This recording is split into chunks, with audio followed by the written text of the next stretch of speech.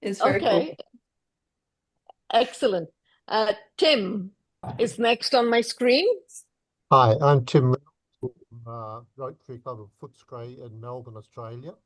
I've been in Rotary for about 15 years and ITHF for about 6 or 7 years. Excellent. Thank you. Nice to see you again. Diane. Hi, I'm in Wapaka, Wisconsin, and I joined Rotary in, I believe it was 96, and I joined ITHF, the very first international convention I attended, which was, I believe, 1998 in Indianapolis. It was very close to where I lived at the time in Chicago. So it's been a while. Next is Poppy from Calgary. Hi, I'm Poppy, and I'll be going out to Brazil in at the end of July, and I'm really excited. So I'll see if I can go on this trip if my parents will let me. The next on my screen is Tom Wolf from Yeah. Victoria, BC. Hi, I'm Colm.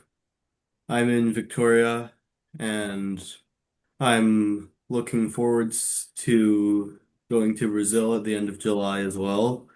And I'll see if I can go on this trip. Okay. Nan. I'm Nan Greenwood from Millbrook, New York. I first hosted a Rotary Youth Exchange student in 1990, and I joined Rotary in 2009, and I'm currently inbound chair for the Rotary Youth Exchange program in our district. I joined the ITHF some time ago and was a member for a few years. It lapsed, and then I just rejoined last year. Excellent. Great to see you now. Long time we didn't see each other. Yes, good to see you too. Eleanor. My name is Eleanor Jackson. I'm from Minnesota. I've been in Rotary for about 5 years and just joined ITHF. Welcome to ITHF. Thank you. Brooke. Hi, yeah, I'm an exchange student in Brazil at the moment, and I'm just here to learn a bit more about the trip to see if I want to go or not. Okay, excellent. Barbara. You're muted, Barbara. There we go. Okay. Hi, I'm sorry, I'm a few minutes late checking in. And I'm not sure what your question was. I'm going to assume you wanted to know who are you and how long have you been in Rotary, right? An ITHF in particular.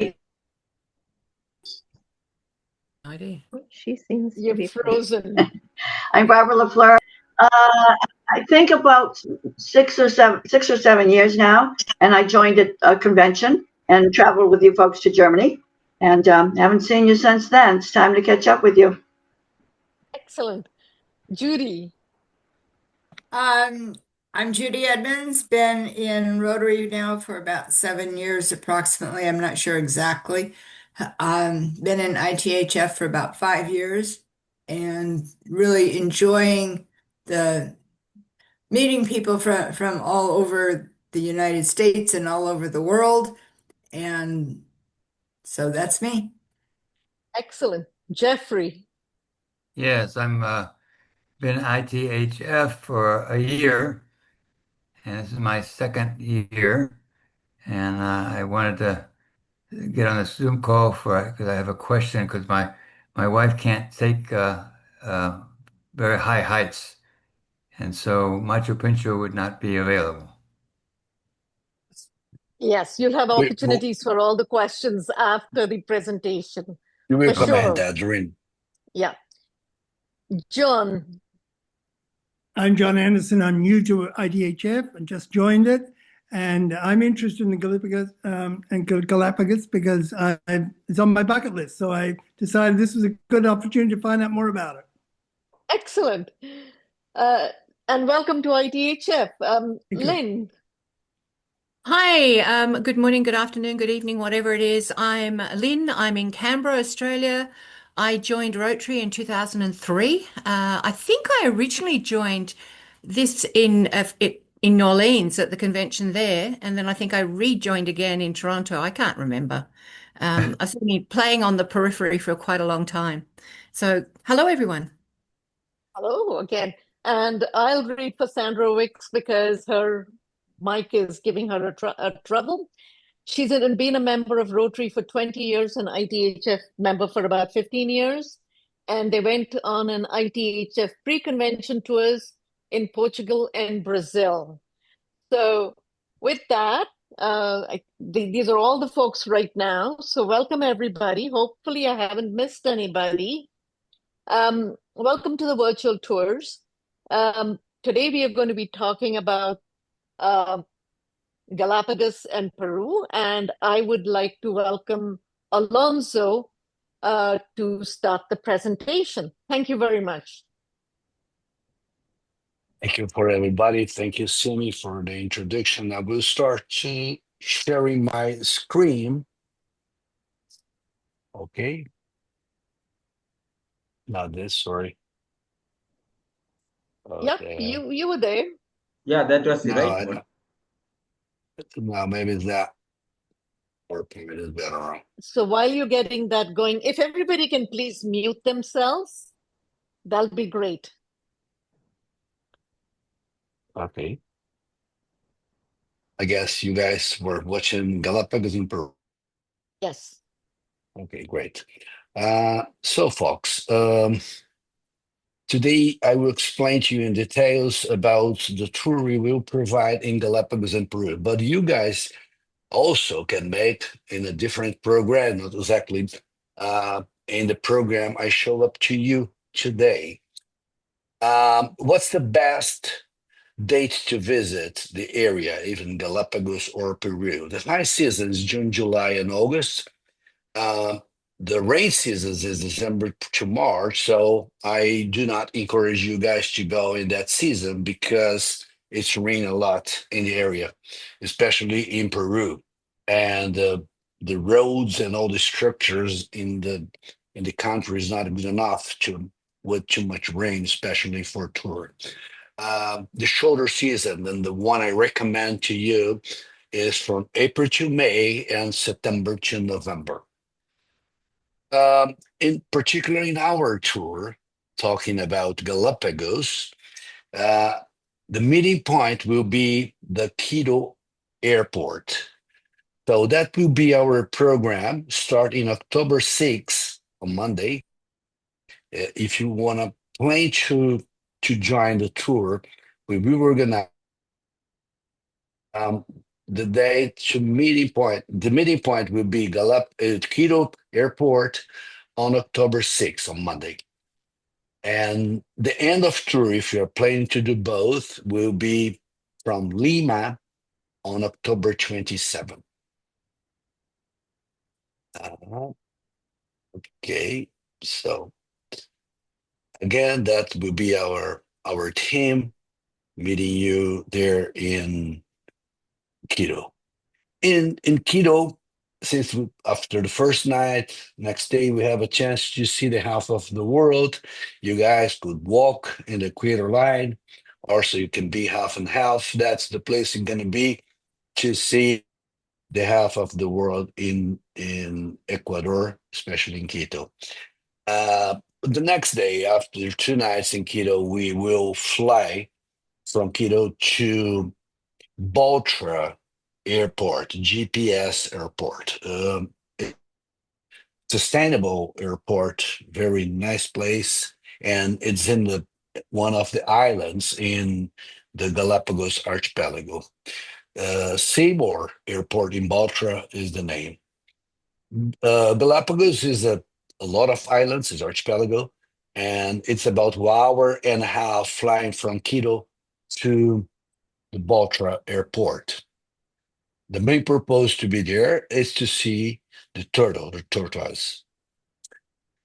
That's going to be the island, and all the animals we see, different kind of animals. So I talked in the yellow, the Galapagos program start on October 8th, flying from Quito to Puerto Ayora. Puerto Ayora is a city we were gonna have our first base in Galapagos. We spent 2 nights there.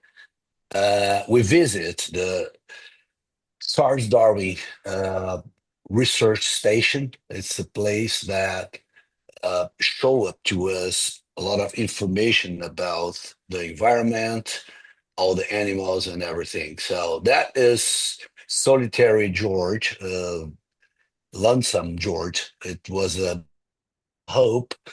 Uh, we can see him. Is a taxidermist today because Lonesome George passed away a long time ago, and we're gonna see the biggest. It was one of the biggest animal in the area. That is the research center.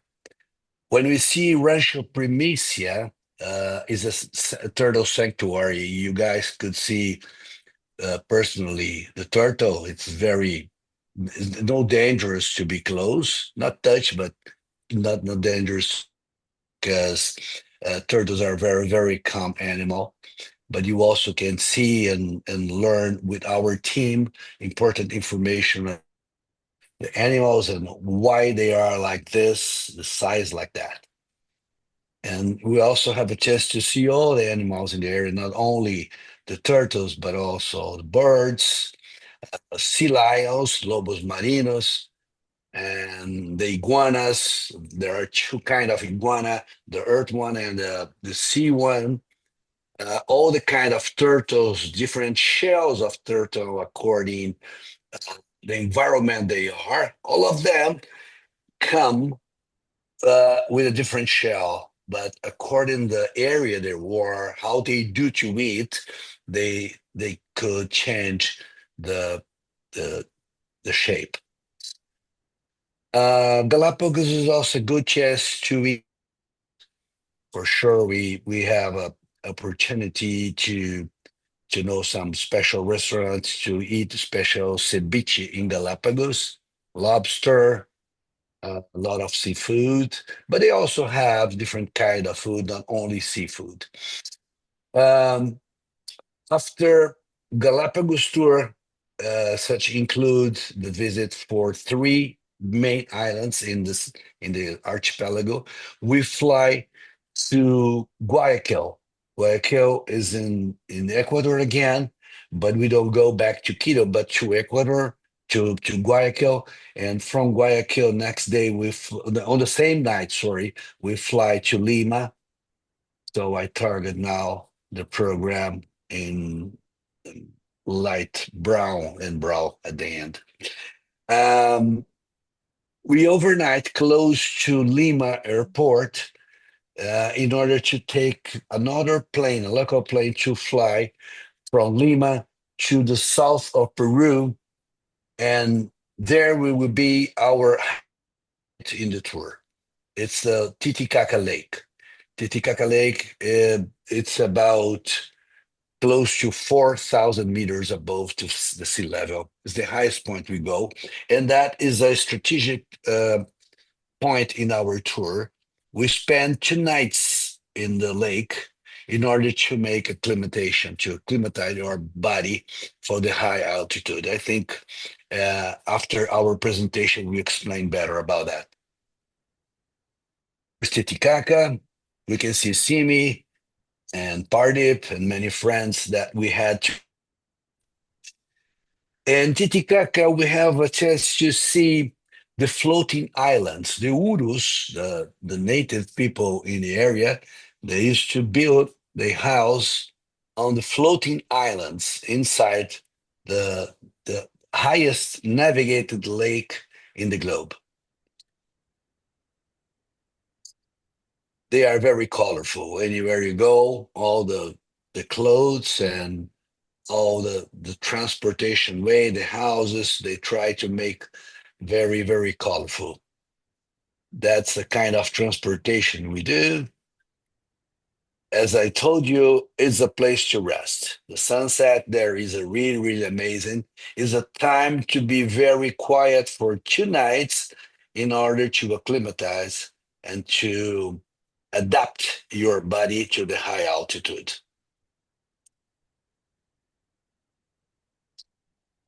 Food again, it's very important to explore it. So basically, they have a lot of kind of fish, but not sea fish because there is a lake and high altitude. We're far away of the ocean, but not only food for seafood. After 2 days, we drive back to the the valley, the Sacred Valley in Peru. And then we see Pisac, one of the terraces, the agriculture center of the Inca civilization. And then we see that cemetery, Pisac. Our guides will provide all information about why the cemetery is in that position, close to the sunset, and why the terraces is facing the east side and everything. Then we go to another town called Ollantaytambo. It's a Inca resting place. And in Ollantaytambo, it's the first stop to reach Machu Picchu. It's amazing how the Inca people built the towns. Can you see the Ollantaytambo, and you will see a llama. It's not, seems to be a fox, but it's a llama. It's a llama face, llama shape. That's the ancient town of Ollantaytambo. And in the Ollanta, you also, they use the city as food storage. And was hiking in the mountain. They did that a long time ago, bringing food to the storage using llamas, and you will see everything there. So how they build the Inca face, looking after the food storage. It's amazing, coin or not. Then we take a train from Ollantaytambo to Aguascalientes. Aguascalientes is the Machu Picchu. It's the city we stop before you reach Machu Picchu. Actually, there is a ancient town in Machu Picchu. There is a hotel up there. It's a very expensive hotel. It's a luxury hotel and Belmont Hotel. But we stay in Aguascalientes. Special clients we had 2 years ago, see me again. And that's again the program we will have in Peru. So reaching Machu Picchu, that's the main picture you will take. I beg that the climb will not be cloudy like we had 2 years ago, see me. But if there is no cloud, that is the picture you guys could take.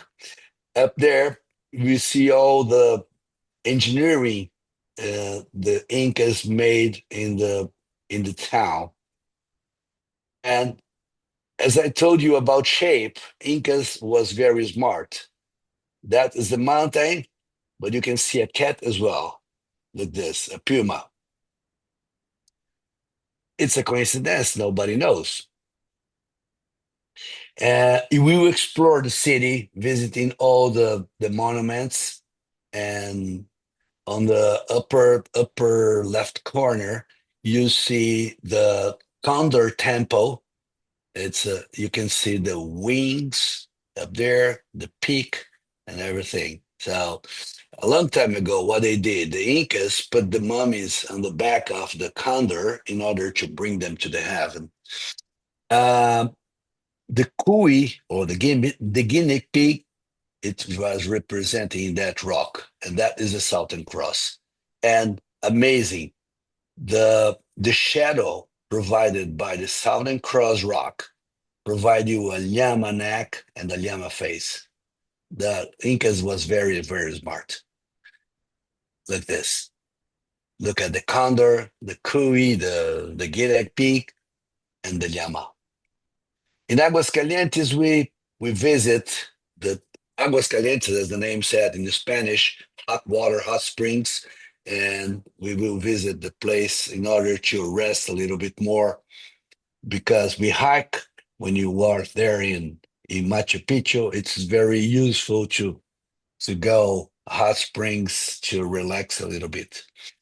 Morai used to be a botanic lab for the Inca, where they acclimatized all the seeds to spread the seeds to the whole empire. Salinas of Maras, we also visit that place. Then we back to Cusco. Cusco in Quechua means belly button. Incas thought Cusco was the belly button of the world. It was the capital of whole empire.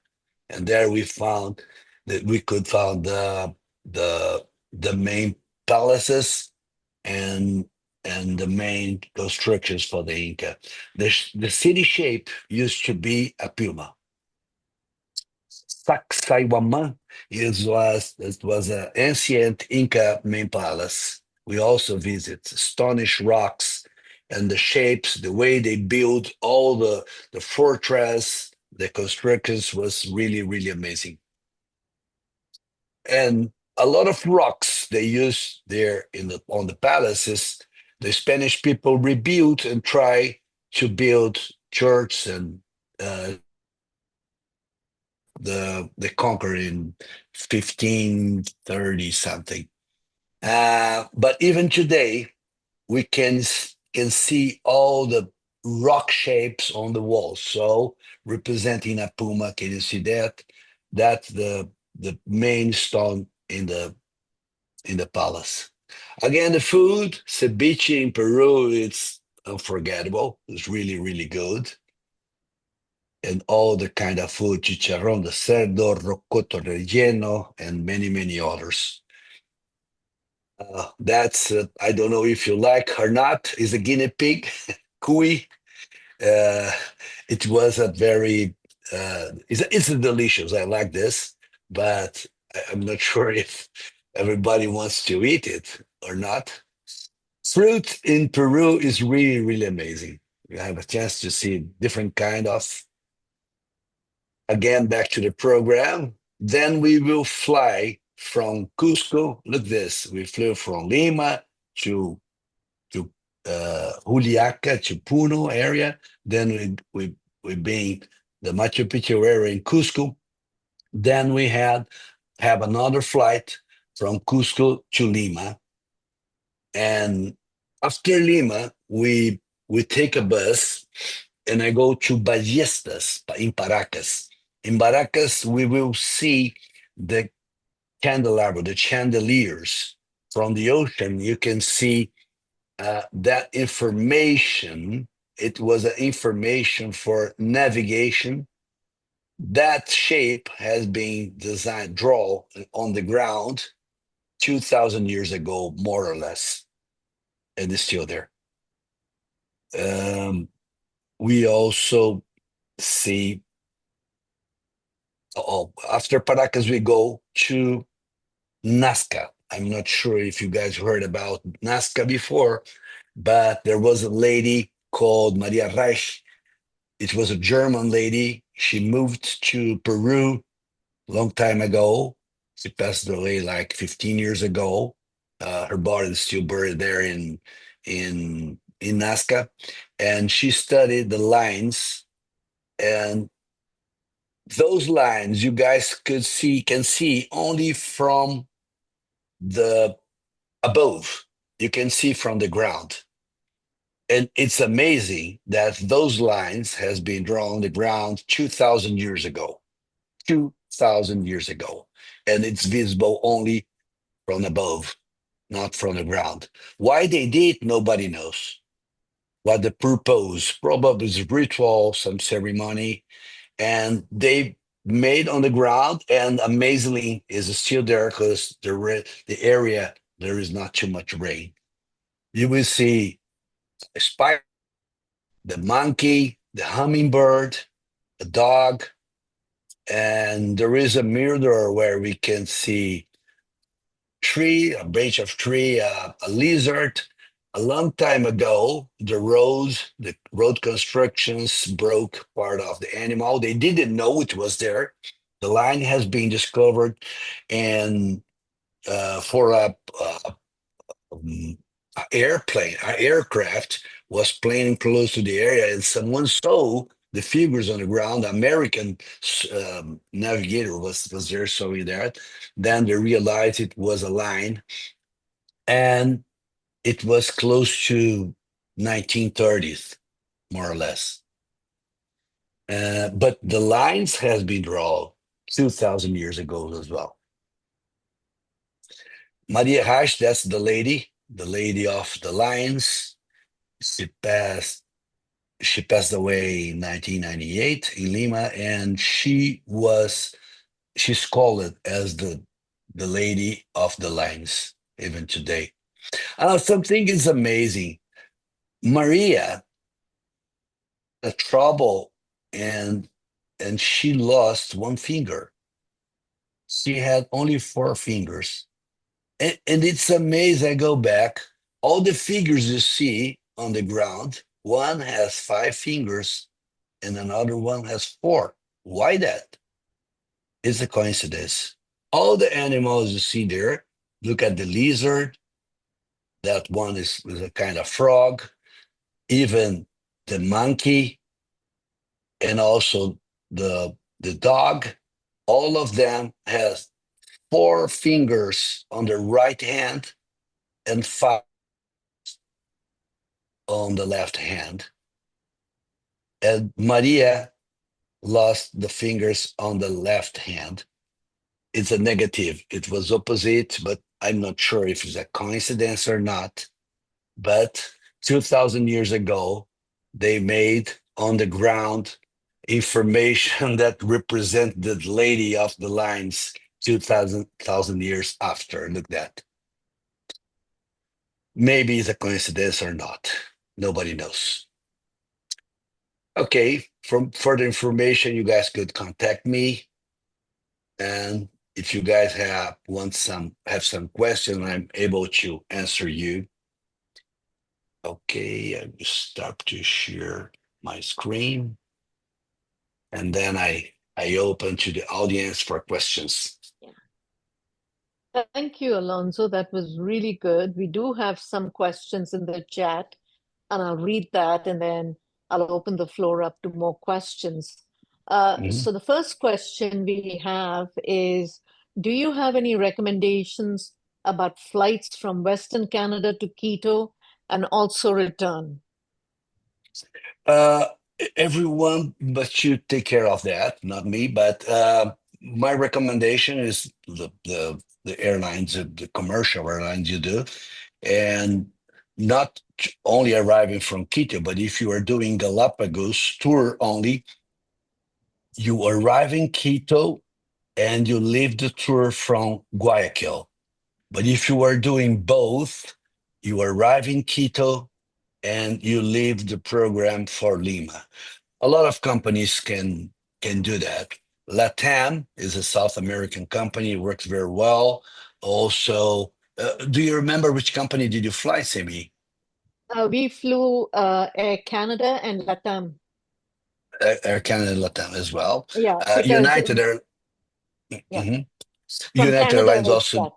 Yeah, United Airlines also fly there in combination to another South American company. It's pretty easy to find a ticket for that. What's the company from Colombia? Even that goes. It is Avianca. I wouldn't recommend Avianca. it. I definitely would Avianca. not recommend Avianca. The best, we go to Quito all the time, and our number one choice is Copa. Copa, yes, Copa. from Central America. Number 1 Copa, number 2 Delta, number 3 American. You know, that's kind of the ranking. Great, Andy. Thank you. What the next question is? Okay. Should those of us with bad hips or knees be concerned about hiking, walking in Machu Picchu? Yeah. There are programs for any kind of person there, people. You guys could have a radical program or not, depend of your health condition, because of course there are many steps to walk in Machu Picchu. The altitude in Machu Picchu is not so high. It's about 2,000 meters above sea level. It's gonna be not so hard. It's in feet is about 6,000 feet. Am I right? I think 6,000 feet. I'm bad at conversions. Yeah, it's not so hot, not so radical on the altitude, comparing Pisac, comparing Cusco, also Titicaca Lake. I'll just share my experience from 2 years ago. When we went to Machu Picchu, there was something on the ticket saying no walking sticks. So we left our walking sticks behind. But what they meant was no walking sticks without the rubber tips. So Oh, they that's allowed right. that. You remember that? So I would highly recommend you taking walking sticks with you everywhere. It's we found it very useful. Machu Picchu has a stricter regulation regarding that. Not all programs you had before is not a problem. Only Machu Picchu, they are concerning about what. Oh, let me go back about the flight regarding to my exchange students, the one who are planning to join us in the tour. You guys could fly from Brazil. If you do Galapagos and Peru, you fly from there with me from Brazil to Quito.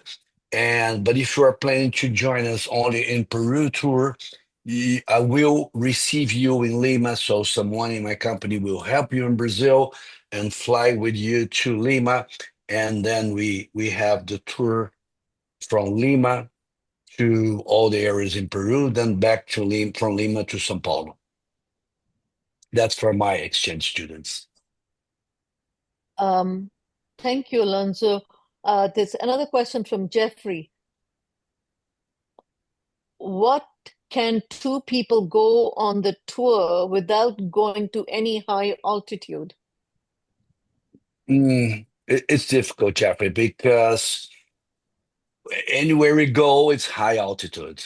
So if you have a trouble altitudes, I do not recommend Peru for you, because we can do a moderate walk, a moderate hiking, a moderate tour, a lazy tour in order to help you.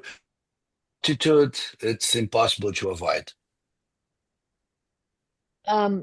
Galapagos can be done because that's low. Oh, sorry. Oh, that's right, Simi. Galapagos is on the sea level. Galapagos is easy to go. Sorry. It's a good idea, Simi. Yeah. So you won't stay in Quito. You would just join the tour for Galapagos part of it, because Quito is at a height, right? Quito is high altitude, close to 4,000 meters above sea level, and Galapagos is on the sea level. Actually, Quito is about 2,800. 2,800. Okay. 2,800, and it's actually kind of, if anybody wants to go earlier, it is worth a visit to Quito also. Not so hard, right? Yeah, it's easy to get around. It's relatively safe.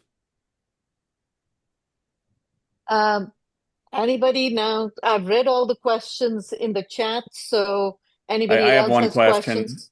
Sorry, Simi. Go ahead. Go ahead. Alonso, maybe I missed it. Did you mention about the yellow fever vaccine to enter Ecuador? It's extremely recommended. Well, no, it's required now. If you're coming from Brazil, you must have a yellow fever vaccine to enter Ecuador. It's recommended as well. It's not to Brazil. It's not mandatory to have. It's from Brazil to Ecuador. From Brazil to Ecuador, yeah. Correct. So anybody who's traveling from Brazil will need a yellow fever certificate. Yeah. In Brazil, we recommend, especially to our exchange students, to come with a yellow fever shot, as it's not mandatory arriving in Brazil. When they are in Brazil, we recommend the shot for them. Tom had a question. Go ahead, Tom. It's actually Andrew Combs' dad who has the question. Okay. I think. Thanks, though. Couple of questions. Hi, Alonzo. Good to see you again. Maybe we missed it. I haven't seen the description of the costs of this, which is obviously a factor that we need to take into account. And also, um, this is probably a basic question. I don't know whether it's for Alonzo or for someone else in the group, but we weren't familiar previously with ITHF. Is the youth tour like joint with the ITHF tour? Or are they just covering the same stops? I'm a little unclear on the relationship between the Rotary Youth Exchange kids and the Rotary members who are doing this tour. Yeah, the program is provided by a or not. It's pretty easy to join us, no problem. Regarding price, I could share my screen later to you, and you will see a little bit more. Regarding my exchange students, they, of course, they are not HHFs, but in Brazil next year, after July 1st, and mostly in the tour, I recommend them to join us. They are about 5 or 6 exchange students on it. I think I can share screen and I show you the prices and everything.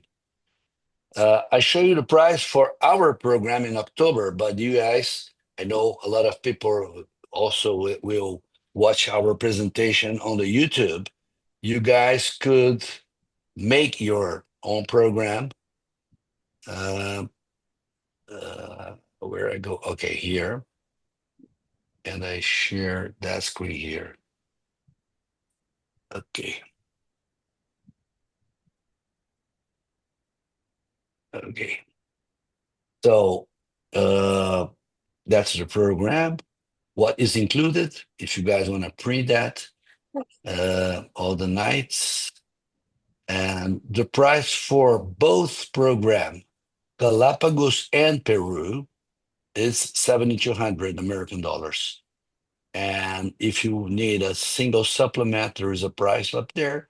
But if you are single, if you want to join the group in a double, you can do that. And then we find a roommate for you, not a Rotarian. If you decide to come only to Galapagos, the price for that, the dates are October 6th to October 14th, and the price for that program is close to 3,000 American dollars, and that is a single supplement as well. And the only Peru program is 14 days, 13 nights. That's the program, and all included is 3,500 American dollars. And also the single supplement. It's important. You guys must be HHF members. It's pretty easy to do that, and not that recommendation doesn't apply to our exchange students in Brazil, of course, because they are not Rotaries. Sorry, Alonzo, that's from Quito, right? Or from Lima if you're doing the other one. Like, so there's the airfare on top of that, or would that include the airfare for the Rotary kids? Oh, the airfare. Oh, yes. Sorry, good question. The airfare is in that price is included the airfare from Brazil to there for the exchange students. Yeah. For the students from Brazil, in that price is included the airfare from Brazil and returning back to Brazil.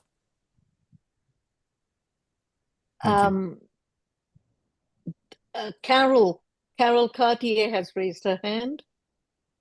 Carol is already registered for the tour. Okay, Carol, go ahead. Yeah, I just want to say that we had looked into a tour going with other people and who are Rotarians, and we have found that Alonzo's tour, the Doppelganger, is amazing.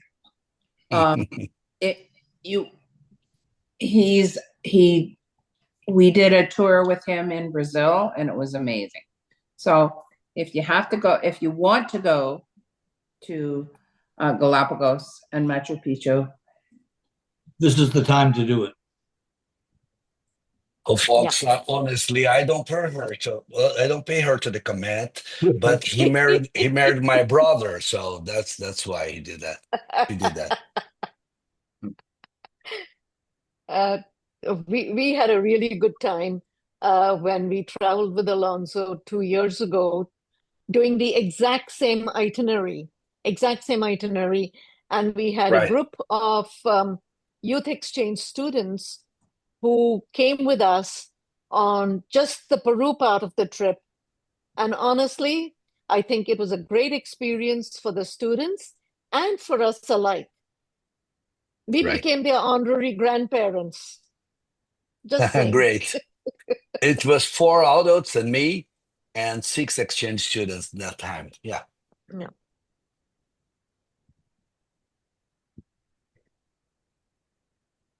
Yep. No more question. I thought there was somebody asked about, can you just go with the Galapagos program again? Okay.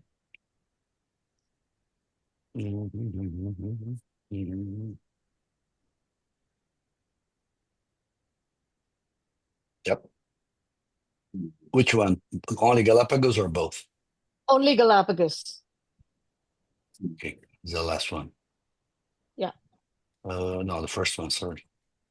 Astonished, that Galapagos and Peru. That one. Yeah. That one. Yeah.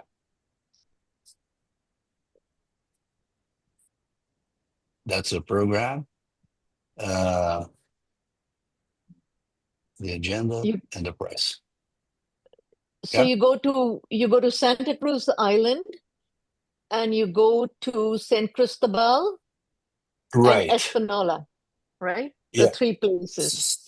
Yes. Santa Cruz is, let's go. Okay, I try to. Santa Cruz is the main island close to the Baltra. Baltra is up here. I'm not sure if I'm clear there. That is the airport in the north of Santa Cruz Island, on the Baltra Island. From there, we have a transfer to Puerto Ayora in the south of Santa Cruz Island. And then we all Isabela and San Cristobal. It's 3 islands. So so does that answer the question, Doc, as to how many islands do we visit in Galapagos? It's going to be 4, but to explore 3 islands: Santa Cruz, Isabela, and San Cristobal. Okay. John Anderson has a question. I just wondered, can we get a copy of this program and itinerary? Sure. Is this available? I can. I'm pleasure to send to you, John. No problem. That would be great. Thank you. Excuse me, Alonso, it's in Connections. It was in last month's, and it will be in the Connections that are issued tomorrow. Oh, okay. All right. Thank you.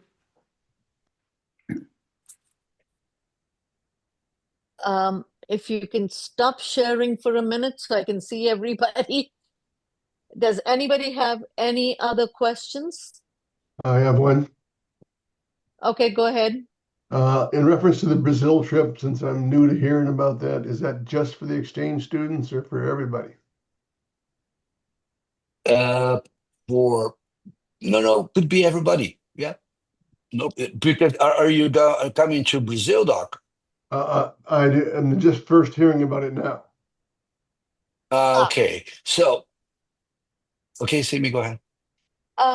Just to clarify, the trip is to Galapagos and Peru and not to Brazil. There was a Brazil trip couple of years ago, but this particular trip is only Galapagos and Peru. Got it. Yeah, and we accept in the program students we are hosting in Brazil next. They are coming on July, and they will be able to join us in Galapagos in Peru, or only Peru tour, leaving. Got that. And then another side question in reference to Peru. Is that primarily just for Machu Picchu hiking? Is that the main thing there? No, look at this. Our program is built for acclimatize our body there in Titicaca Lake. It's pretty important to have all the recommendations we do, all the programming we do in order to all the sequence. We could make a different program, different dates. If you have, I could help you here in South America doing that. But for specific, that program we built for Rotarians, it's not possible to share. Otherwise, you can do only Peru, only Galapagos, or both. So, Doc, if I understood your question correctly, the places that you're going to be visiting in Peru are Lake Titicaca. You're going to be going to Aguascalientes. You're going to be going to Ollantaytambo, Ollantaytambo, Pisac, and Cusco. Pisac, Cusco, Machu Mhm. Picchu, and Nazca Lines and Balustros Islands. But Balisar Lines. 7 or 8 places you'll be going to that. And most of those are high altitude between 6,000 and 12,000 feet.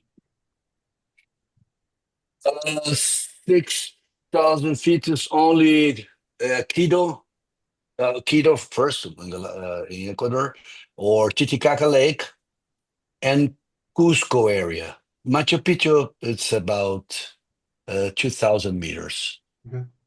less than the rest. All right, thank you. You're welcome.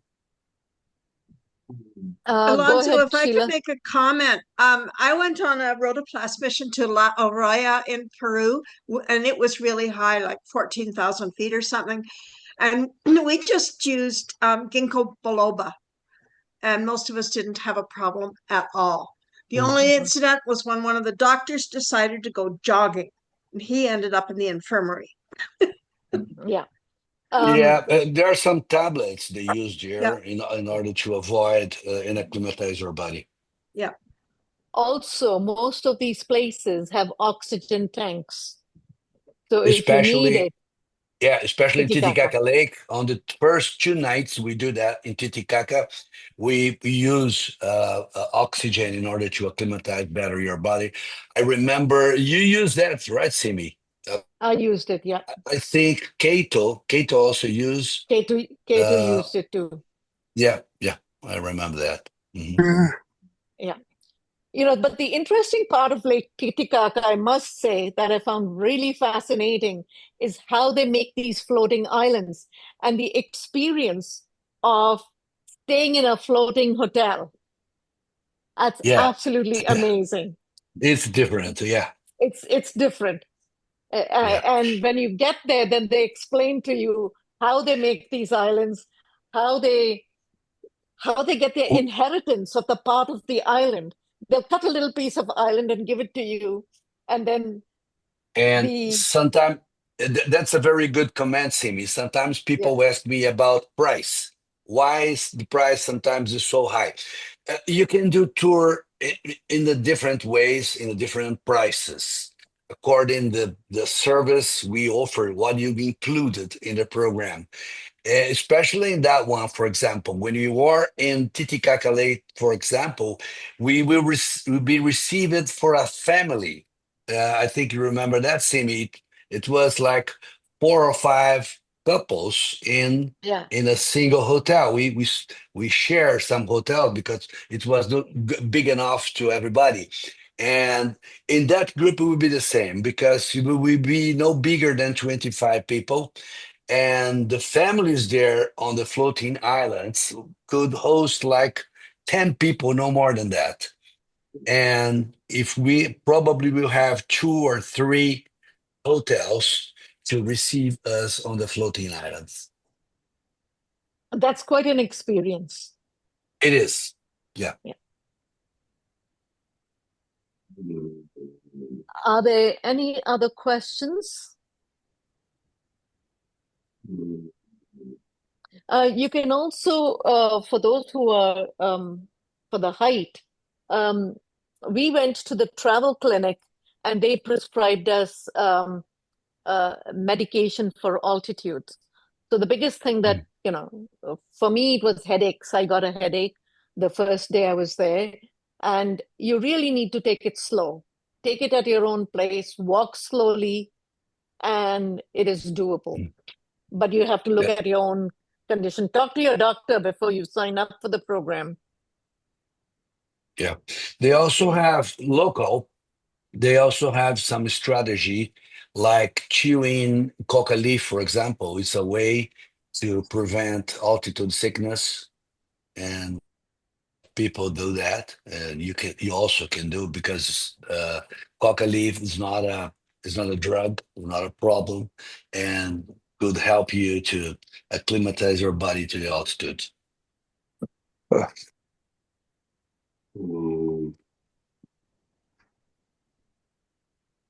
Okay.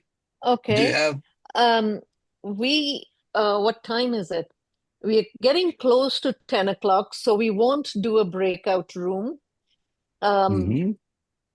And we can, if you have any questions, you can always write to us. Alonso, can you put your contact information in the chat, please? I will write in the chat.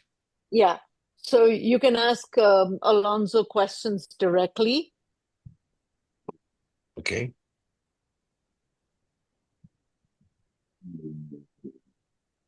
And my WhatsApp number. Sheila, are you going for the trip? Yes. Excellent. You'll Yep. enjoy it. You have there oh, my email address, also my WhatsApp phone number. the question from Doc is, where do you fly in and out of if you just do Peru? Fly out from Lima.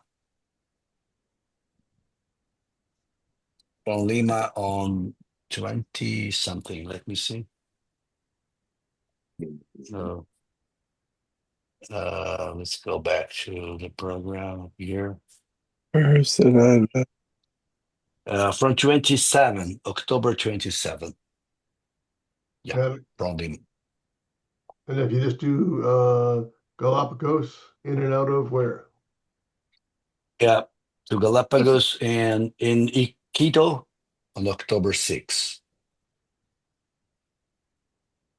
Arriving Quito, October 6th, and leaving Lima, October 27. Thank you. You're welcome.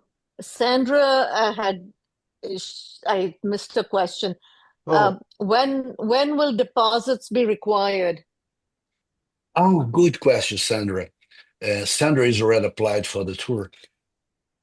The deadline will be June. The deadline for registration will be June 10th. So it will be in 10 days. And the payment would start after that. I will do for payment, but when you guys, I can make special personal arrangement when you make a registration, and you manage that.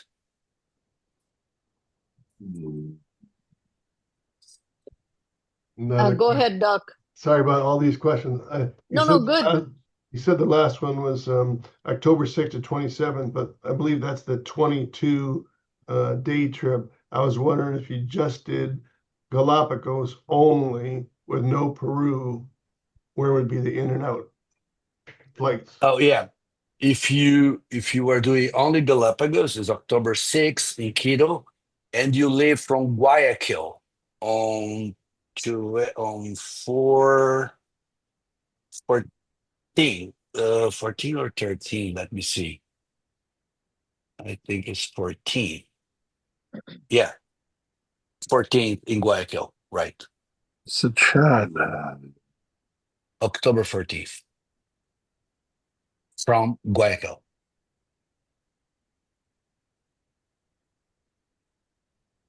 Guayaquil. Okay. Thank you.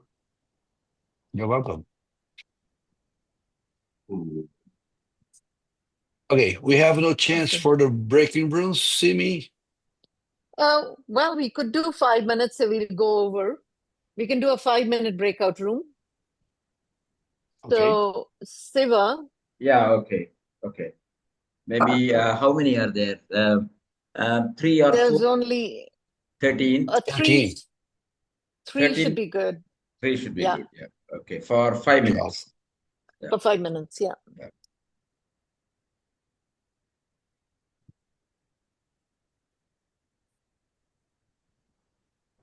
Okay, here we go. Opening all the rooms.